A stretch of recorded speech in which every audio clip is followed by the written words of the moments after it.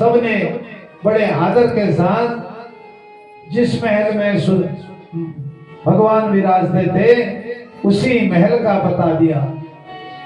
जाते जाते द्वार पर पहुंच गए। द्वारपालों ने कहा कि हे ब्राह्मण देवता, आप कौन हैं? आपको भिक्षा चाहिए?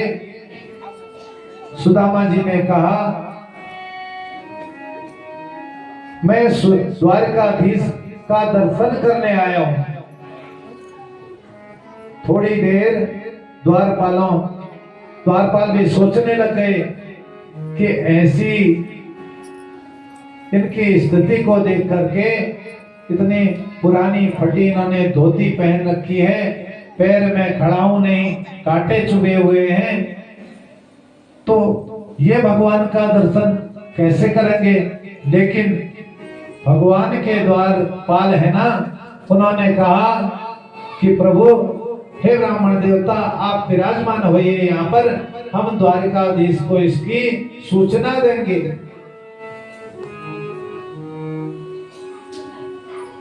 उन द्वारपालों ने सुदामा जी को आदर से बैठाया।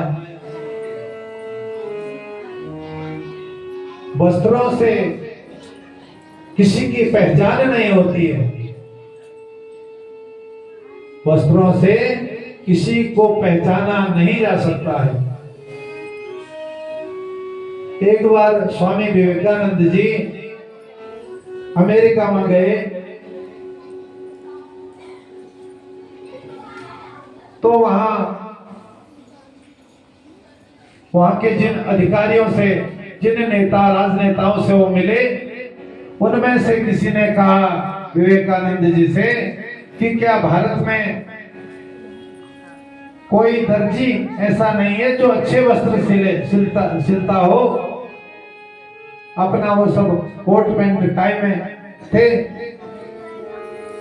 विवेकानंद जी को जब ये बात बोली, क्योंकि उन्होंने महात्माओं का वेश था, एक धोती लपेट रखी थी और एक धोती का कपड़ा ऊपर लपेट रखा था और पगड़ी बांध रखी थी।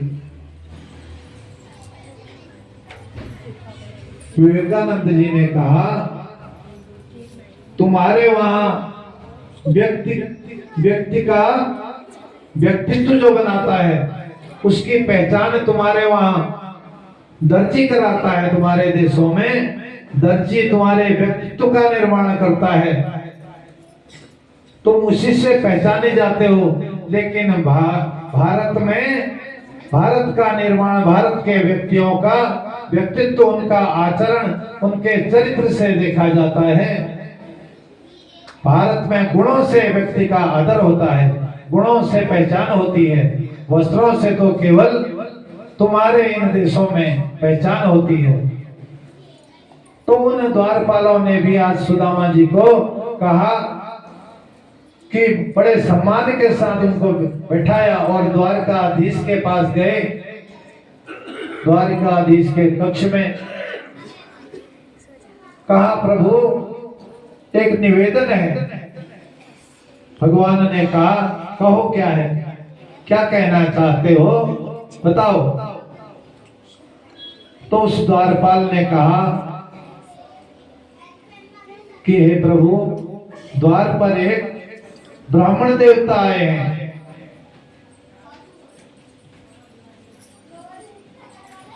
और वो ब्राह्मण देवता कैसे हैं? शीस पगान जगा तन में प्रभु, जाने को आही बसे के ही ग्रामा।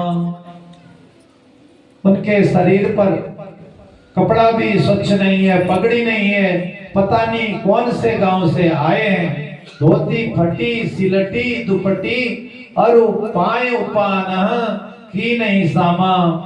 द्वार खड़ो दुज दुर्बल एक, रहो चकिसो वसुधा अभिरामा। और कहा कि हमने जब उसका नाम पूछा, उन ब्राह्मण देवता से नाम पूछा, पूछत दीन दयाल को नामा।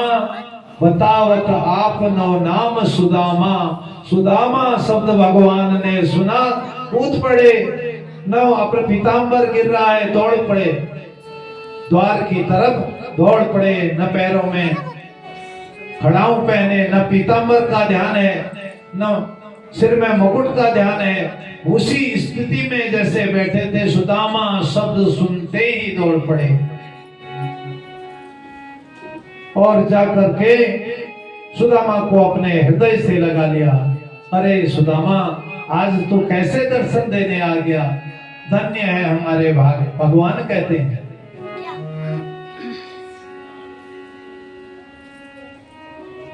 सुदामा को गले लगाया और अपने साथ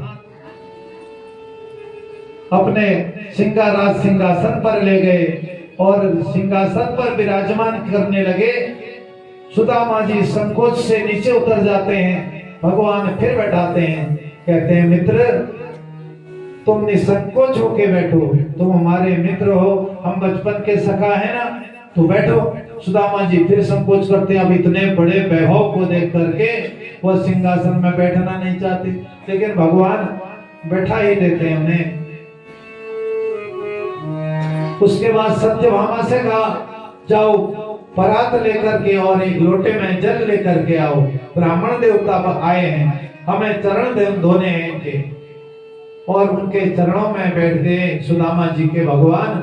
जब चरणों को देखा, इतने कांटे चुभे हैं कि निकालने का प्रयास करते हैं, जब नहीं निकले तो भगवान अपने दांतों से उन कांटों को निकालने लगे।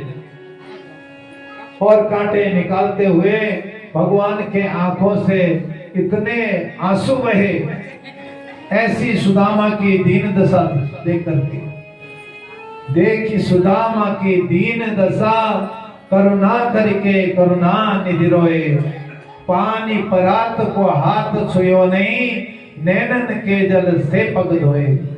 जब तक सत्यभामा परात और लोटे में पानी लेकर आती, भगवान ने अपने आंसुओं से ही सुदामा के चरण धो दिए।